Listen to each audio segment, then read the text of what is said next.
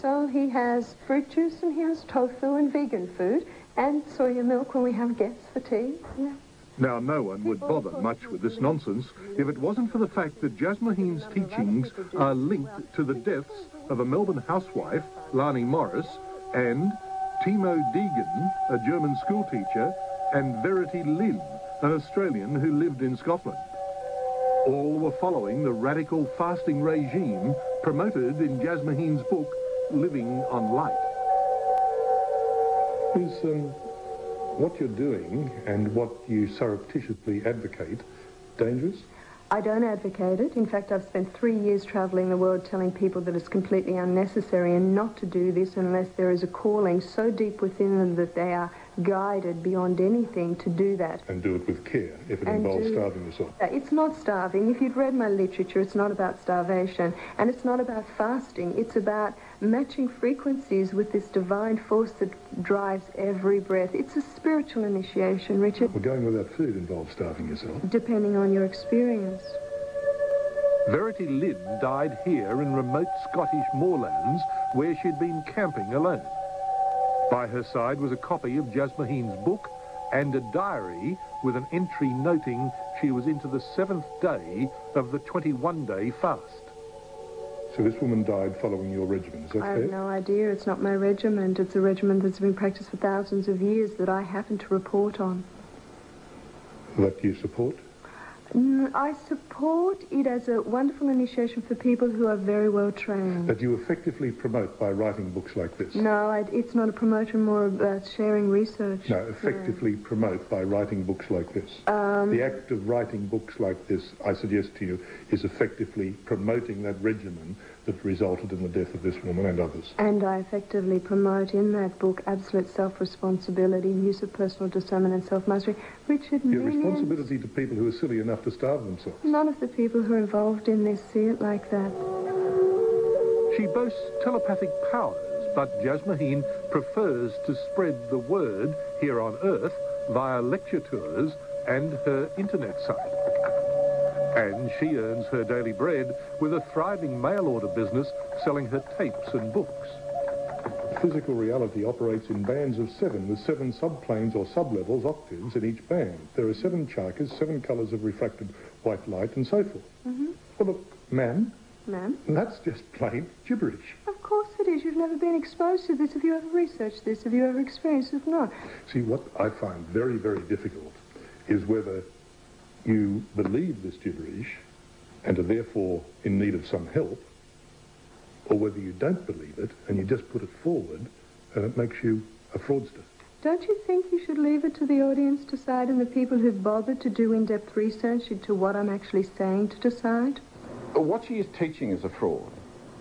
Because if she is saying that you can live in this world without eating and drinking, then that is a fraud, and people believe it, then they're going to die. Dr. David Milliken studies cults, and he believes, any way you look at it, Jasmaheen's message is a lie.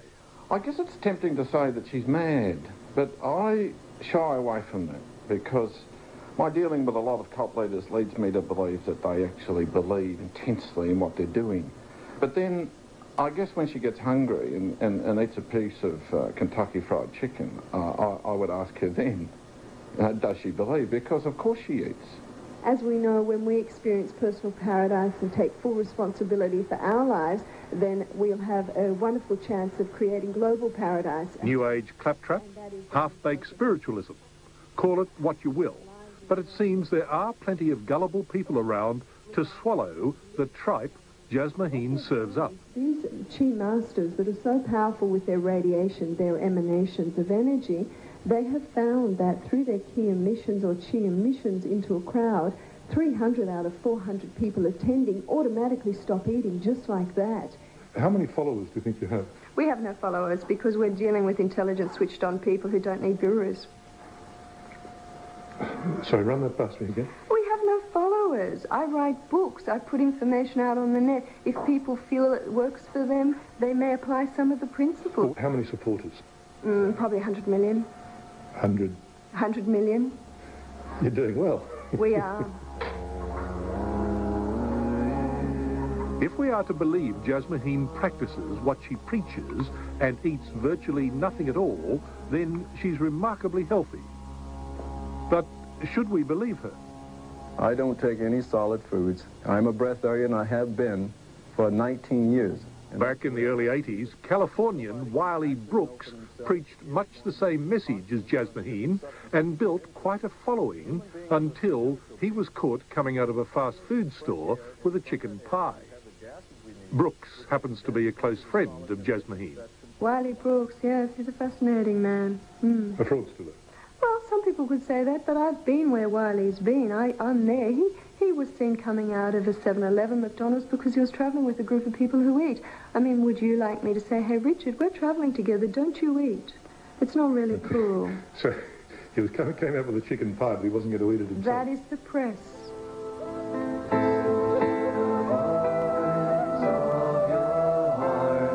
You might dismiss Jasmine as merely the latest in a colourful line of New Age carpetbaggers, except her message is dangerous and she's deluded. Jasmine actually believes she can live without food or water. In fact, when we suggested a test, without hesitation, she agreed. So you're happy that we lock you up for 7 days and watch you die? You wouldn't watch me die. I'd come out smiling and laughing of your holiday. But you're happy that we lock you up for 7 days? Can we do it somewhere really beachy and yummy? No, lock you up inside. Oh, no problem. No problem. We installed Jasmine in a Brisbane hotel with a roster of female security guards in her room 24 hours a day to ensure she didn't eat or drink. Her progress was checked by Dr. Beres Wenck, president of the Queensland branch of the Australian Medical Association. And by day 2, there were already problems. So you're now over And I did 5% dehydrated. I did 4 weeks today. You were pleased. Is that good? I don't know. If we let this go much longer, that's going to damage your kidney. Day 3, and Jasmine was complaining that city pollution was limiting the nutrients she was able to derive from breathing fresh air. We were stacking the test against her, she claimed, so we agreed to move to another location. Oh, to smell the air. We went 20 kilometres outside Brisbane to a place called Clear Mountain. Here, Jasmine was happy again, but starting to look gaunt. By day 4, her condition had deteriorated dramatically. Her pulse rate was up, blood pressure down, and she had lost 6 kilos. It's Friday night. You started on Monday night. How much water have you had? None. None whatsoever. No, I'm not allowed. How much food? None, I'm not allowed. How are you feeling? I feel really good now I'm here. You want a lay opinion? A lay opinion? A lay opinion. Yeah, well, I'd look like I'd lost a lot of weight, and the doctor confirmed that. Yeah, you're not looking real well. No, I feel good. You're now quite dehydrated, probably over 10%, getting up to 11%. I think last night was 5%. My mouth's still moist, and my skin's not bad, so... But the question And is... her eyes are a little sunken. Her pulse is about double what it was when she started. Is she entering a dangerous period? Very much so. This is 4 24-hour days she's gone now. And what are the risks? Well, the risks if she goes any further are kidney failure. She's burning up her fat and her muscle. That means she's hardly passing any urine. That's true. I did 4 times today.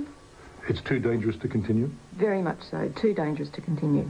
60 minutes would be culpable if they encouraged her to continue. So she should stop now? It should stop now. Can you come to the intelligent view yet? If my body tells me, yes. That you can't survive on air? No, that's not true, because I've done it for a long period of time, and the last time... Look, 6,000 people have done this around the world without any problem, Richard. But look, even to a layman like me, at the end of 4 days, I can see your body's collapsing. Will you yet come to... Because I've spent 2 days fighting carbon monoxide poisoning. If 60 Minutes didn't put me beside the Story Bridge, the busiest main road, where, like, I asked for fresh air, like 70% of my nutrients come from fresh air, I couldn't even breathe in that place. Can you explain how she can believe this, given the evidence in front of her? But I've done it before. I can't, and I mean, the vast majority of the community out there don't believe for 1 second that Jasmine practices what she preaches. And don't say such terrible things on national television and insult the audience out there. But unfortunately, there are a few people who may believe what she says, and I'm sure that's only a few. But I think it's quite irresponsible for someone to be trying to encourage others to do something that is so detrimental to their health and well-being. Next month, the Brisbane couple will go on trial charged with manslaughter in the case of a woman who died following a starvation diet while in their care. The couple are breatharians who had been sent Jasmine controversial book, Living on Light. She was called to give evidence for the police at the committal hearing.